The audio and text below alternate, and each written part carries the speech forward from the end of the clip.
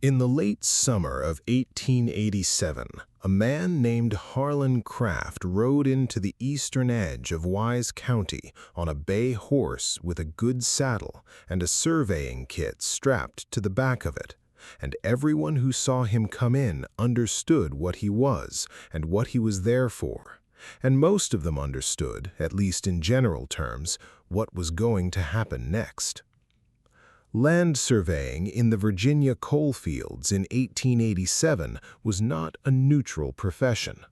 The coal had been found in the mountains of southwest Virginia in quantities sufficient to interest money from outside the region, money from Philadelphia and New York and London, money that needed to know exactly what it was buying before it committed to the purchase. The surveyors came ahead of the money, mapping the land, establishing the boundaries, producing the legal documentation that turned subsistence farms and family hollows into transferable property. Some of them did this work honestly. Some of them did not. The distinction mattered enormously to the families whose land was being measured, and very little to the money that was waiting for the results. Harlan Craft was 43 years old, a licensed surveyor out of Abingdon, and he had been doing this work in the coal fields for 11 years. He was good at it, technically precise, efficient, reliable. His surveys held up in court, which was the primary measure of quality in his profession, and which was, in his case, a more complicated achievement than it appeared, because some of what Harlan Craft was precise and efficient and reliable about was the construction of fraudulent surveys that transferred land from people who had no legal resources to contest them to people who had retained him specifically because they understood that no legal resources would be brought to bear. He had done this 7 times before he came to Wise County. He understood what he was doing, and he did not trouble himself about it. The families whose land he had been retained to acquire in the summer of 1887 were named Branham. The Branhams had been on their land in Wise County since before anyone's records in the county went back far enough to say how long. They were Melungeon, the tri-racial isolate population that had been in the Appalachian highlands of Virginia, Tennessee, and Kentucky since before written record, people of mixed African, European, and possibly Native American ancestry who had established themselves in the mountains in the colonial period or before, and had been there long enough that the mountains were simply theirs in every way that mattered except the legal way, which was the way that was currently mattering. The Branham land was 412 acres on the eastern slope of a ridge in the far corner of the county, the kind of land that had been considered worthless until the geological surveys established that the coal seams ran directly under it. The patriarch was a man named Josiah Branham, 60 years old, who had been born on that land and whose father had been born on it and whose grandfather had come to it from wherever the Melungeon people had come from originally, which was a question that several scholarly inquiries had tried to answer and none had satisfactorily resolved. Josiah had a wife named Celia and 3 adult sons who worked the land with him, and a daughter named Ada who was 22 years old and who was, by the account of everyone who encountered her, a different order of person from the people around her in a way that those people struggled to articulate but consistently noted. Harlan Craft rode to the Branham homestead on a Tuesday morning in August. He had already spent 3 days on the surrounding properties, establishing the landmarks he would use as reference points, familiarizing himself with the terrain. He needed to meet the family, not because he required their cooperation, which he did not, but because in his experience it was easier to conduct a fraudulent survey if the family believed it was a routine matter and did not become alarmed and begin asking questions that required legal consultation. Josiah Branham met him at the gate. He was a large man, weathered to the specific texture of someone who had worked outdoors in all weathers for 60 years, with the careful stillness of a person who had learned to take his time reading strangers. He looked at Harlan Craft on his good horse, with his good saddle and his surveying kit, and he looked at him for a long moment before he spoke. "Surveyor," he said. "Yes, sir. Harlan Craft, out of Abingdon. I've been retained to survey the boundary lines in this section of the county. Standard work. The coal company wants the boundaries established before they proceed with any leasing discussions." Josiah looked at him. "Whose coal company?" Harlan gave him the name, a Philadelphia concern that had been acquiring mineral rights across the county, legitimate enough in its public operations, less so in the methods it used when the land it wanted was held by people with limited legal recourse. "I know that name," Josiah said. "Most folks do by now," Harlan said pleasantly. "They're the largest operator in the county. They're looking to establish clear legal boundaries on the properties adjacent to their existing holdings. Routine survey, as I said. I'll need access to your property lines. I'll stay out of your way and be done in a week."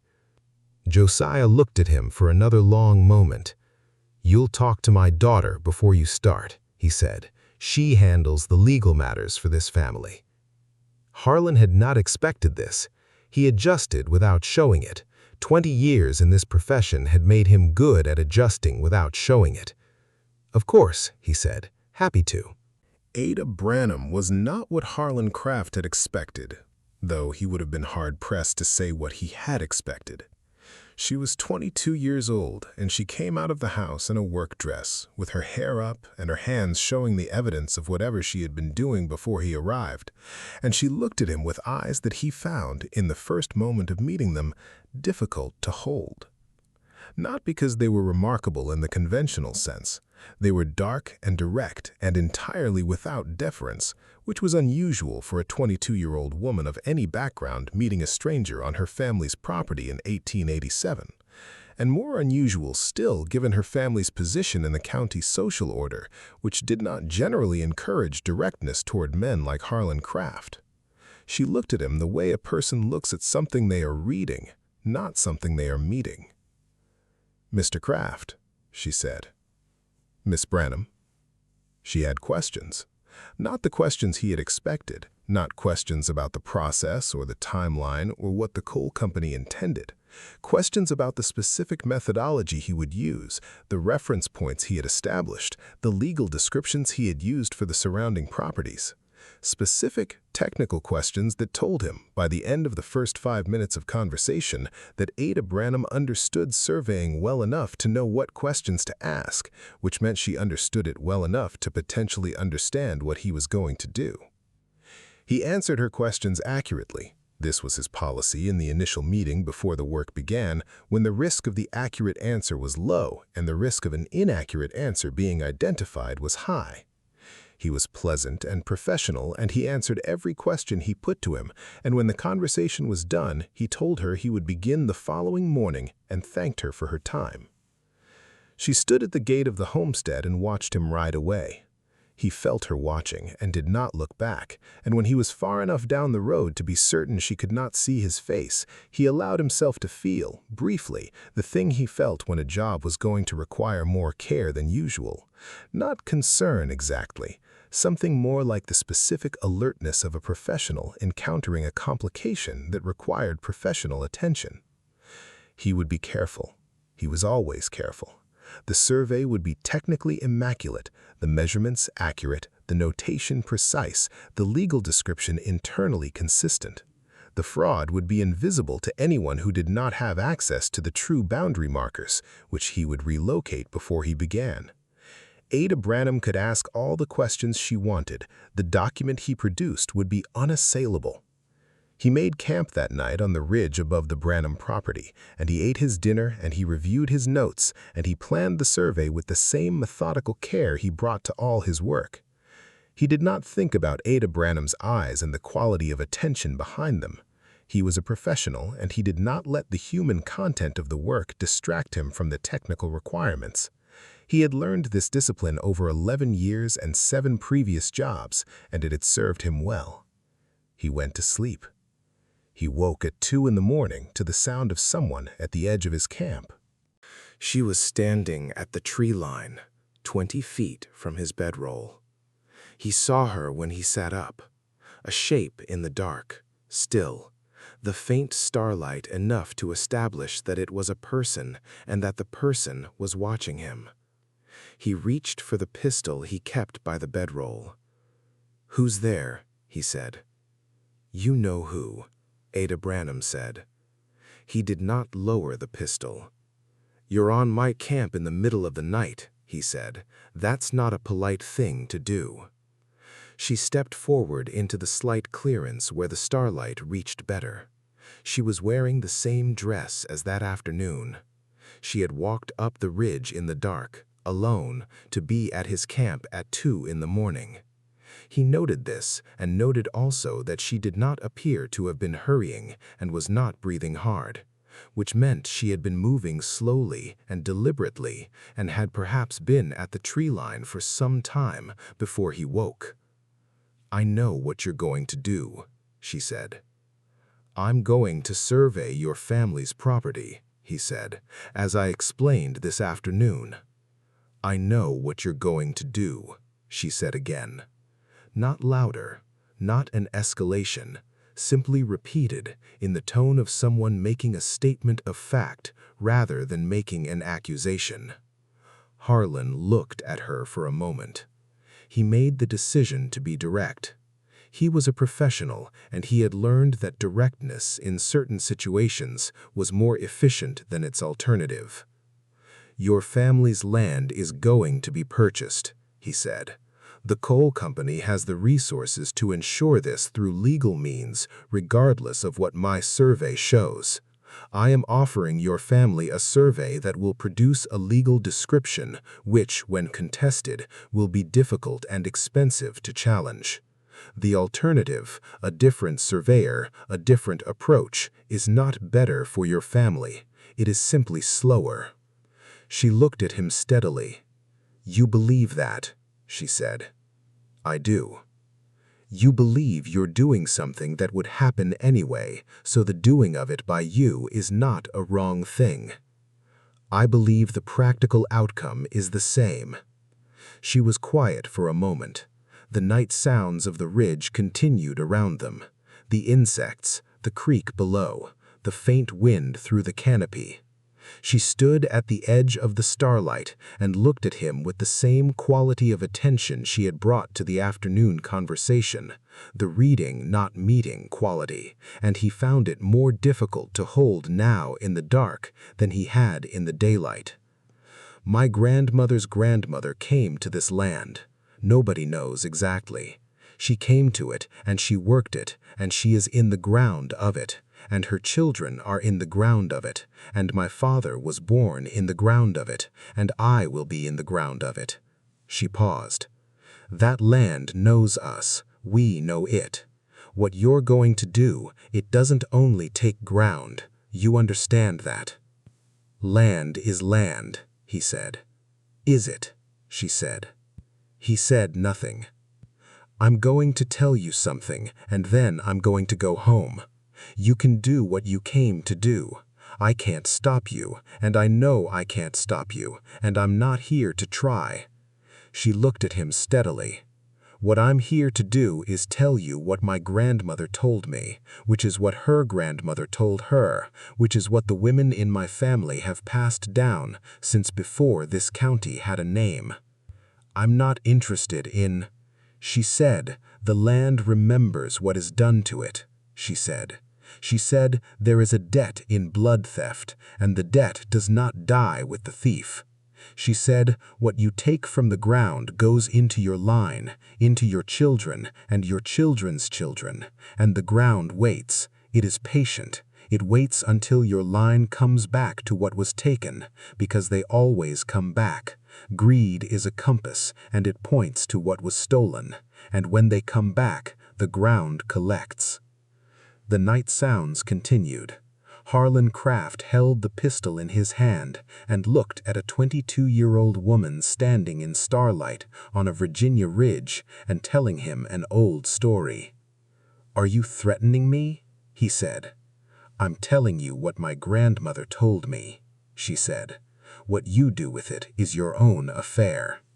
She turned and walked back into the tree line, and the dark took her immediately, the way the dark takes people who know how to move through it. Harlan Craft sat in his bedroll for a long time.